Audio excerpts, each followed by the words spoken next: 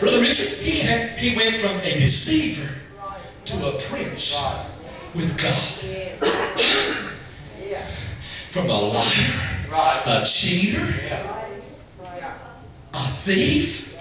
He was everything. And you tell me God can't change those in your house? If He can change Jacob from a deceiver to a prince with God, He can change that one in your house. Some get in the altar, they leave like they came. It's because they don't wrestle long enough. Right. If you wrestle long enough, Brother Johnny, you won't be the same. If you wrestle long enough, God will change you from deceiver to prince with God. They don't stay in the altar long enough. Old folk used to stay in the altar and wrestle till the breaking of the day. That's right. Till it came. Let go. He said, no, I'm not going to let go until you bless me. Huh? I'm not going to let go of her until it comes. I'm not going to let go of him until it comes.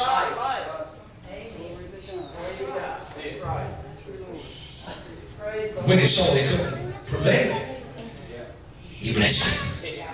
He said, he blessed him.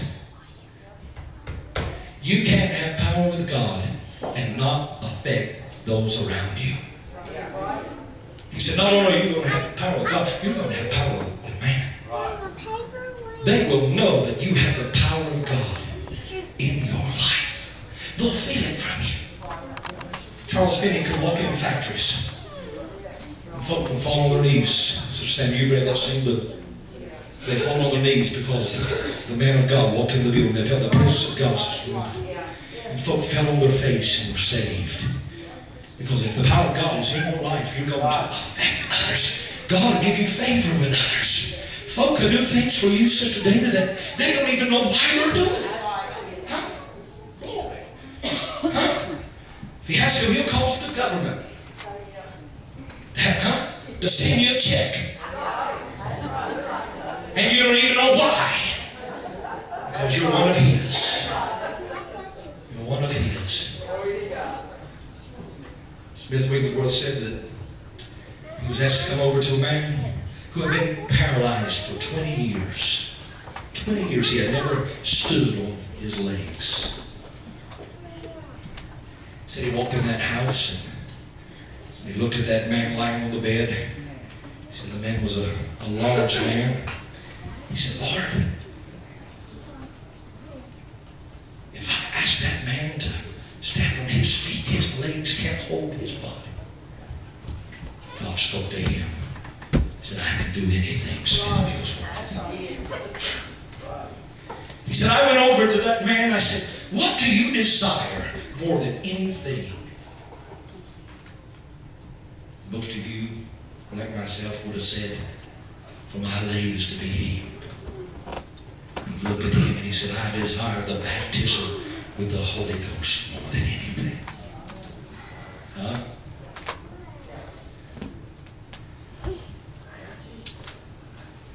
He said, I laid my hand on his head and began to pray for him to receive the baptism of the Holy Ghost.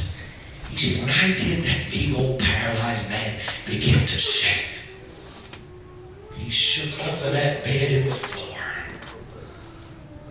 He said it almost looked like his head was spinning around.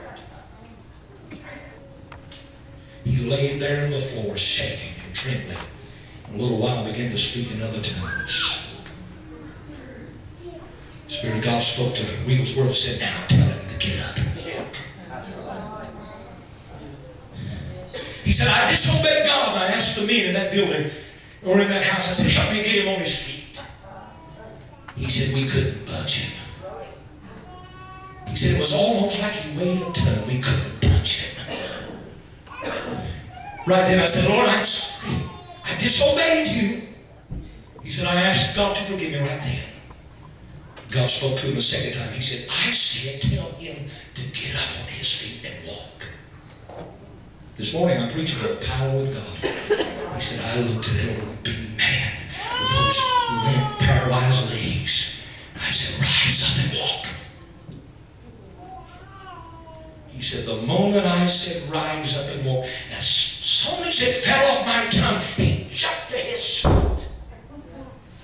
big old man began to run around that house. And the house went crazy. Huh?